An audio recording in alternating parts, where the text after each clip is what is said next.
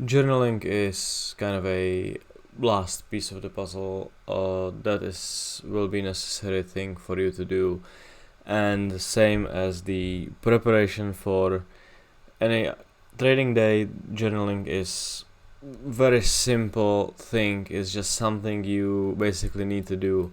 So let me talk about the things that you want to be basically journaling, and kind of how and why to do that. So first of all, there are different types of journal you can use. The Edgewonk is something that I am using simply because it allows me to add both cryptocurrencies and the legacy markets that I'm trading. If you are only trading crypto, then the Edge Sheet or CoinMarketMan is kind of your choice.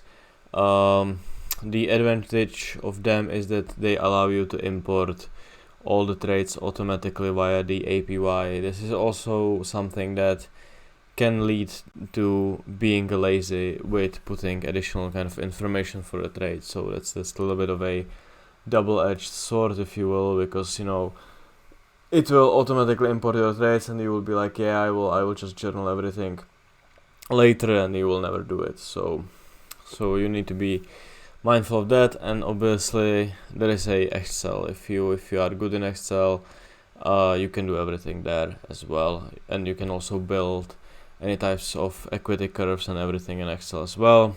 The advantage of that is obviously Excel is free, or it's not free, but if you have it in your computer already, then you don't need to pay anything extra. CoinMarketMan goes around $50 a month, and it's maybe a little less, but it's the most kind of a advanced one I have seen. They really have a lot of data.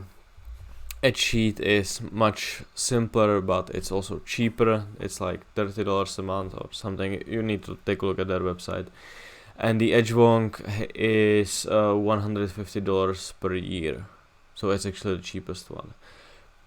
But once again, I'm not sure. I to be fair, I have kind of a subscription to, I think, all of them, but I'm not sure at the exact prices. So make sure to take a look. And Edgewonk, if you are wondering, and if you are trading legacy markets, I think it allows the import of trades automatically via the reports from brokers, but I never did that. I do everything manually. So what are the things that you want to be journaling? The markets and trade setups that you are taking. If you will be, there is one overall exception to this. If you are scalping, if you want to be scalping, and if you want to be taking 20 or 30 trades every day, then you might kind of want to rethink this whole approach, because obviously that will be tedious job to journal everything. But even if you are day trading, when I was trading bonds or BTC, and I took around 3 trades a day, I still manually journal them. So it's nothing. It doesn't take that long of a time. You just need to make a habit of doing it, basically. So what are the things that you want to be journaling? The markets that you are trading. Obviously, if you trade 5 markets or 6 markets like I do nowadays, and you will kind of find out that you are taking basically the same trades, but in one market, if it's going to be, let's say, in gold, your setups are just not working. You have overall 60 or 70% win rate, but in gold you have only 30% win rate. Then obviously there is not really a reason to continue doing that. Or you want to be depends on the period of how long this has been happening.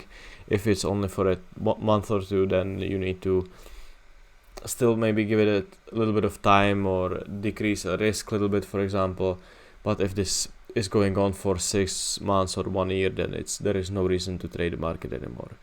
The trade setup, that's the thing I talked about in already. If there is one trading setup that is simply not working, why you should continue trading it. So These two things, entry, exit, take profit, stop loss. This is obviously the most kind of a basic principle. The platforms will then calculate your risk to reward ratio and basically your win rate and everything else. So these things are obvious. Max adverse exclusion and max favorable exclusion. So you might not want to know these things. Here is a drawing I already made. So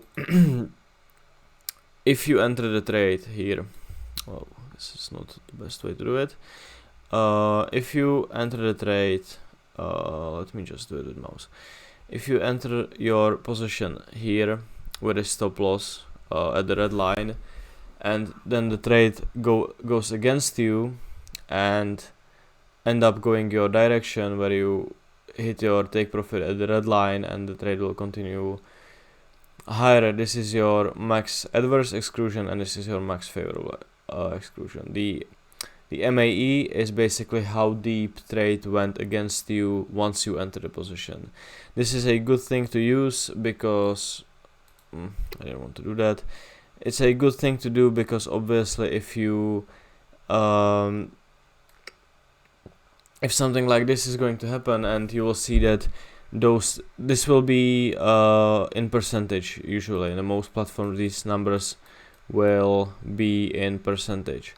So if you will see that in most cases the trades only go 20% against you, or 30% against you, you are using a too wide of a stop loss, and you are obviously making less money because your risk to reward ratios are smaller. So this is a good thing to watch. If, for example, you will find out that in 8 to 80% of your trades your take profit get hit and the market will rally another 100% from your entry before pulling any sort of a meaningful reversal, you are taking profits too early. So you want to be working on that as well.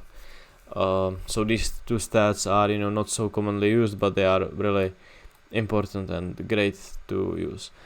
Screenshot of a trade, that's self-explanatory. You will have this kind of a visual map of things that you've been doing in the past. It's great. You will just see the setups you've been taking, and the description of the setup is, for example, what I do. I just cover kind of a whole thought process of a trade. Why did I take it? What was my confluence for it? Basically everything. If I would be like I'm describing the trade to someone who obviously understands the things that are going on, but kind of a detailed breakdown of everything that I did. And also you want to be kind of paying attention to any kind of unusual things, like if it's, for example, if it's happening during any sort of a news release, or if it's some unusual, if you are getting filled at the setup overnight where the liquidity is usually lower. All these things you should be journaling as well. Okay, so this is it for journaling. Like I said, it's nothing too complicated, you just simply have to do it.